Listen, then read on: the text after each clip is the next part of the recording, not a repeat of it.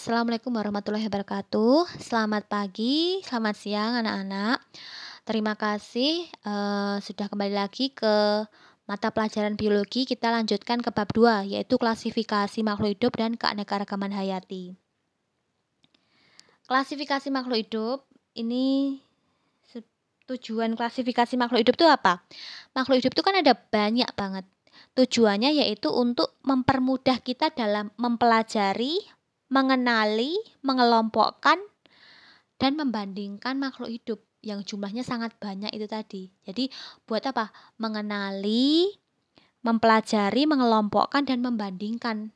Jadi intinya menyederhanakan objek studi sehingga bisa diketahui nama-namanya. Mungkin baru diketahui ada ditemukan makhluk hidup baru gitu ya, kita baru kita misalnya ke kutub, ada seorang saintis yang ke kutub utara menemukan makhluk hidup. Ini mau dikasih nama apa ya, kita lihat dulu di laboratorium ciri-cirinya apa. Dari ciri-cirinya nanti bisa diketahui, oh ini namanya ternyata dia satu kingdom ini tuh masuk kingdom Monera atau dia tuh Monera kingdom Protista. Oh ternyata dia tuh Protista yang seperti apa, oh namanya bisa diketahui dari situ. Jadi gitu ya, untuk menyederhanakan objek studi itu makhluk hidup dah. Kemarin kan di metode ilmiah kan diketahui objek studi kita tuh apa sih, biologi tuh yang kita pelajari di biologi itu apa tuh, makhluk hidup. Jadi untuk menyederhanakan apa yang mau kita pelajari. Penggolongan makhluk hidup itu ada 4. Nih, dari yang paling jadul sampai yang paling modern. Yang paling jadul yaitu alamiah. Kita cuma lihat dasarnya itu morfologi. Morfologi itu apa tuh? Bentuk luar sing ketok moto. Itu karena saking jadulnya cuma bisa lihat dari bentuk luar tok. Misalnya tanaman, ada yang tanaman bentuk pohon, semak atau dan perdu. Kalau artifisial itu dilihat dari manfaatnya. Misalnya tanaman dibagi jadi tanaman obat, tanaman hias, sayur, buah, sandang, papan. Terus yang ketiga, klasifikasi sistem filogenik. Kalau filogenik itu berdasarkan kekerabatan organisme. Kita ngelihat kekerabatannya dari mana? Dari ciri morfologinya, anatomi, fisiologi, dan etologinya. Kalau lebih modern lagi, lebih ke arah molekuler. Kan ditemukan alat-alatnya semakin canggih, bisa ngelihat sampai susunan DNA-nya, sampai ciri-ciri biokimianya sampai kelihatan itu. Nah, itu sudah semakin modern. Makhluk hidup tuh yang saking banyaknya itu harus ada penamaan yang universal. Ingat ya, ciri dari sebuah ilmu pengetahuan itu universal. Kebenarannya diakui umum, makanya kalau mau memberi nama biar sama seluruh dunia, pakai nama yang sama, pakai bahasa Latin. Tata namanya dinamakan binomial nomenklatur. Kalian mungkin sudah belajar ya waktu SMP ya, nulisnya itu menggunakan 2 suku kata. Nih, 2 suku kata dalam bahasa Latin. Yang pertama, suku kata pertama itu genusnya. Suku kata keduanya itu penunjuk spesies atau jenis. Nah, ini ya. Ada urutan takson, kalian hafal nggak?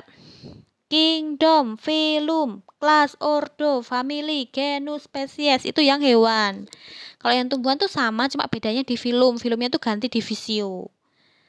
Nah, kalau mau memberi nama tuh nyebutnya yang ini, dua takson ke bawah, genus dan spesies. Misalnya tanaman atau bukan tanaman ya, singa, hewan singa. Itu namanya Panthera leo. Panthera leo berarti Panthera itu genusnya, genus Panthera. Leo itu spesiesnya leo, singa. Gitu. Yang pertama, kalau mau nulis Panthera leo gimana? Huruf P-nya besar, huruf L-nya Leo-nya kecil. Tapi dikasih spasi. Terus nulisnya harus huruf dicetak miring, boleh dikasih garis bawah yang terpisah. Panthera garis bawah sendiri, Leo garis bawah sendiri. Kalau ngetik itu kan bisa pakai italik. Tapi kalau misalnya kalian tulis tangan, nah, tulisanmu wis miring, bedanya apa dong? Dikasih garis bawah. Gitu ya. Terus ada juga yang nama jenisnya tuh lebih dari 1 suku kata. Jenis itu kan spesies. Panthera leo kan Leo tok. Leo aja 1 suku kata, nggak masalah. Kalau Hibiscus rosa sinensis, rosa sama sinensis dikasih tanda hubung. lebih dari satu suku kata soalnya sing belakang. Terus ada juga yang nama hewannya tuh terdiri dari 3 suku kata. Nama yang terakhir itu penunjuk subspesies. Nulisnya harus terpisah. Felis maniculata domestica. Misalnya gitu, nulisnya terpisah. Dan mereng juga. Boleh itu di garis bawah boleh. Jadi garis bawahnya 3 ya. Terus nama spesies yang mencantumkan inisial, misalnya nama inisial apa? Ada Zeamys L. Itu berarti penemunya pakai huruf L. Biasanya L itu siapa sih? Linnaeus. Gitu. Nanti ada beberapa apa? Nanti kalau misalnya kalian punya buku taksonomi atau apa itu ada indeksnya mesti L itu siapa, pemberi namanya itu pasti diketahui siapa gitu. Nah, ini kan ada ciri-ciri khusus pemberian nama itu loh, pemberian nama. Banyak banget sebenarnya contoh-contoh pemberian nama itu. Kalau nama genus itu kalian bisa lihat Panthera leo, genusnya Panthera. Canis familiaris itu kan anjing, genus Canis. Jadi hewan tuh ada genus Canis, genus Felis itu kucing ya, genus Panthera. Terus misalnya tanaman ada tanaman Piper beetle, Piper nigrum, gitu kan. Piper itu kan nama genusnya. Kalau kita lihat itu di nama organisme yang depan. Kalau family itu biasanya ya nama genus ditambahi Aceae. Misalnya Arecaceae, tanaman terong-terongan Solanaceae. Kalau hewan tuh biasanya Idae, Felidae, itu kucing-kucingan, kucing-kucingan. Canidae, itu familinya keluarga si anjing-anjing gitu. Itu biasanya pakai Idae, tapi ya enggak semua. Kadang-kadang namanya tuh enggak, berarti pakai Idae semua ya, Pantheraceae gitu. Ya belum tentu. Ini cuma ciri-cirinya deh. Misalnya kalian melihat Arecaceae, itu family. Terus nama ordo itu biasanya pakai ales, Arecales gitu. Kelas itu pakai nai, tapi genetinae misalnya. Tapi ini enggak mutlak ya, maksudnya enggak semuanya harus kayak gitu. Ini cuma ciri-ciri pemberian nama takson. Perkembangan klasifikasi ini sudah yang intinya yang dipakai itu yang terakhir. Klasifikasi makhluk hidup itu kan berkembang sesuai perkembangan ilmu pengetahuan, sesuai perkembangan alat-alat yang ditemukan. Itu kan dari yang pertama 2 kingdom, dulu kan taunya cuma makhluk hidup itu 2 tok, hewan sama tumbuhan. Kita tuh masuk di hewan, kita tuh sama kayak monyet misalnya gitu ya. Sekarang itu diklasifikasikan jadi 6 gitu. Nah, sedikit gambaran klasifikasi. Sekarang kita ke keanekaragaman hayati. Keanekaragaman itu dibagi jadi keanekaragaman gen, spesies, dan ekosistem. Ingat ya, sering keluar ya. Keanekaragaman itu ada keanekaragaman gen, spesies, dan ekosistem. Gen itu berarti dia masih dalam satu individu. Di spesies, dalam satu spesies itu ada variasi gen. Contohnya ini tuh padi. Ini tanaman padi, satu spesies tanaman padi. Tapi karena ada susunan gen, jadi padi tuh ini sama-sama padi tapi rasanya beda. Ini rojo lele, ini IR64, ini PB, ini sedani, ini kapuas. Padahal sama-sama tanaman padi, itu artinya ada perbedaan variasi gen dalam satu spesies. Mangga, ini sama-sama mangga. Tapi mangga apa? Mangga romanis, mangga gulek, mangga gadung, mangga apalagi, mana lagi misalnya. Ras, manusia ini podo-podo manusia ini. Di dunia ini kita tuh sama satu spesies. Aku tuh spesies manusia, kamu juga spesies manusia, dia juga satu spesies manusia. Kita ini populasi manusia. Kalau kita kumpul gitu ke populasi manusia itu di manusia aja ada beda-bedanya. Ada ras mongoloid, kaukasoid, negroid. Cari bedanya. Kita masuk mana ya? Kita masuknya mongoloid ya. Gitu. Mongol. Terus kelapa juga gitu. Kalau spesies itu keanekaragaman pada berbagai spesies dalam genus atau famili yang sama. Misalnya Felidae. Itu macam-macam yang masuk Felidae itu banyak. Ada kucing, harimau, singa. Famili Palmae. Yang masuk famili Palmae itu apa? Kelapa, aren, pakem, siwalan, lontar. Itu. Papilionaceae. Itu kacang-kacangan. Apa aja sih yang masuk situ? Kacang tanah, kacang buncis, kacang panjang. Graminae. Graminae itu rumput, teki, padi, jagung itu mereka sama ya. Padi sama jagung itu satu famili. Satu famili. Itu. Genus Ipomoea. Ipomoea batatas, Ipomoea crassicaulis. Oh, berarti itu sama-sama Ipomoea tapi beda nama belakangnya spesiesnya. Oh, berarti dia keanekaragaman spesies. Contoh keanekaragaman spesies. Ficus benjamina sama Ficus ribes itu berarti dia satu genus beda spesies. Itu berarti keanekaragaman spesies. Bisa bedakan ya sama yang tadi ya. Kalau tadi itu satu spesies. Namanya sama. Podo-podo padine tapi beda variasi gennya, varietasnya. Kalau ini satu famili atau satu genus, beda spesiesnya. Itu.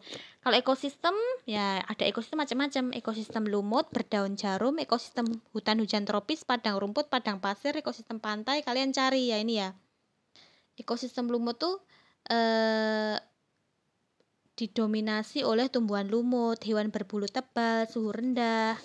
Contohnya kutub, puncak gunung. Nah, ini kalian cari nih B, C, D, E, F.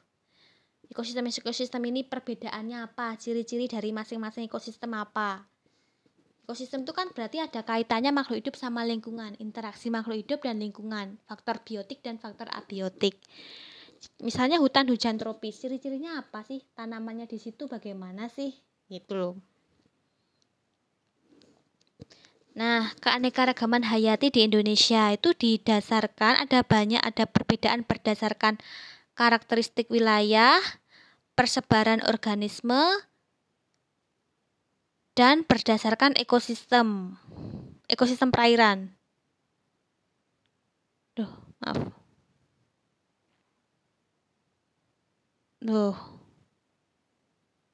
Ini mana-mana tadi. Nah, keanekaragaman hayati di Indonesia itu bisa berdasarkan karakteristik wilayah.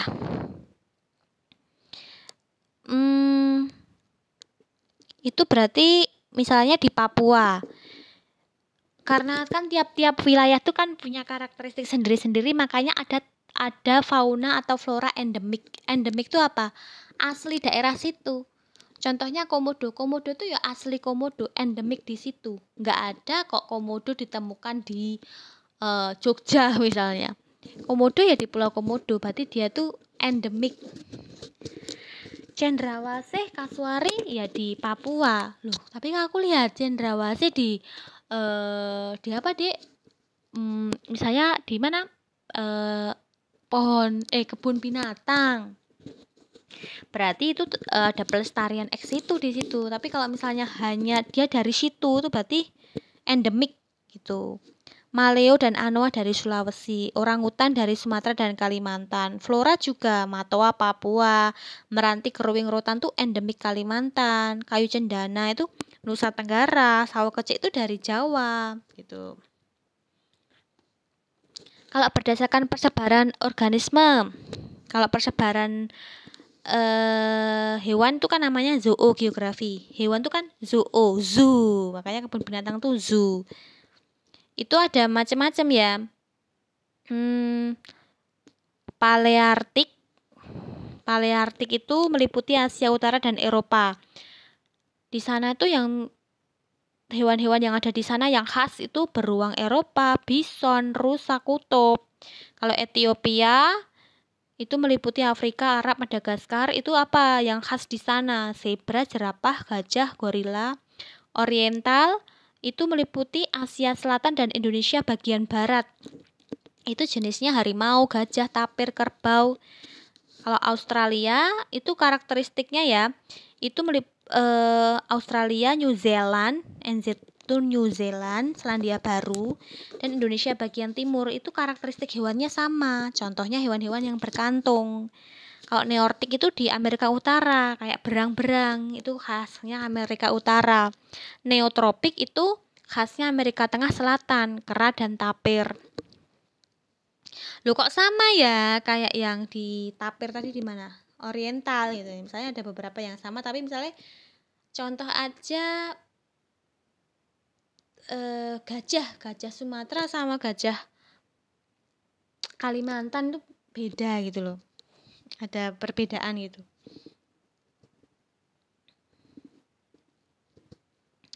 Sekarang penyebaran tumbuhan itu nanti ada tundra itu vegetasi rumput dan lumut kerak, taiga, terus hutan meranggas atau hutan 4 musim, padang rumput, vegetasi gurun, sabana, hutan hujan tropis, hutan bakau, hutan lumut, itu ada ciri-cirinya masing-masing.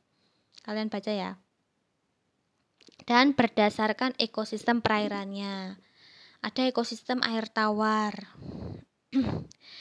Ekosistem air tawar itu kan ciri-cirinya namanya juga air tawar, berarti salinitas rendah. Salinitas itu kadar garam. Kalian namanya tawar, ya nggak asin toh, berarti kadar garamnya ada tapi rendah mungkin. Variasi suhunya rendah. Jadi ya variasi suhu hampir nggak ada variasi suhu ya.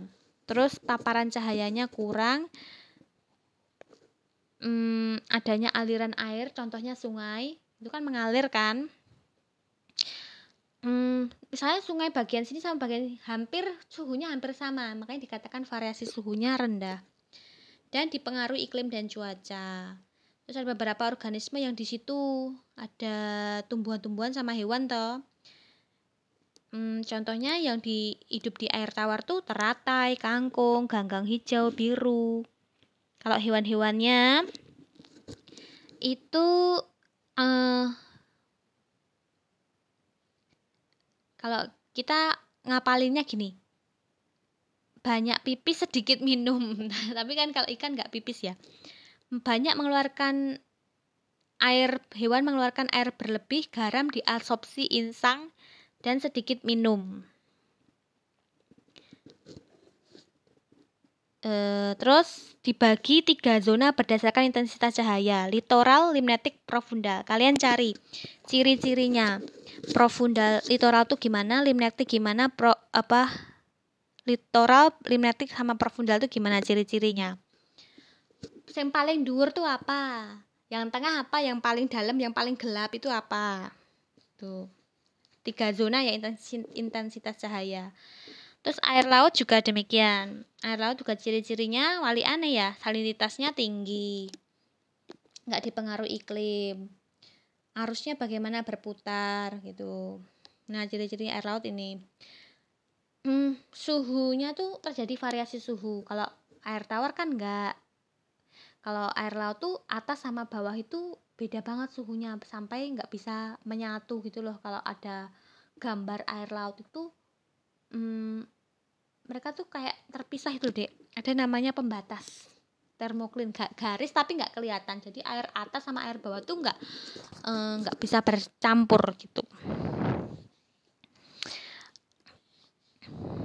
Terus ada beberapa vegetasi atau tanaman yang hidup di hutan pantai.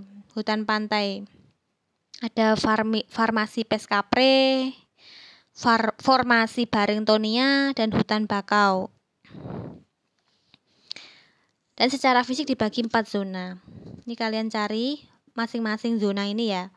Ini apa, kedalaman berapa. Udah. Materinya itu dulu ya. Nanti dilanjutkan penugasan di Google Classroom. Kalian simak ininya. Nanti saya kirim di Google Classroom atau di kelas. Terima kasih atas perhatiannya.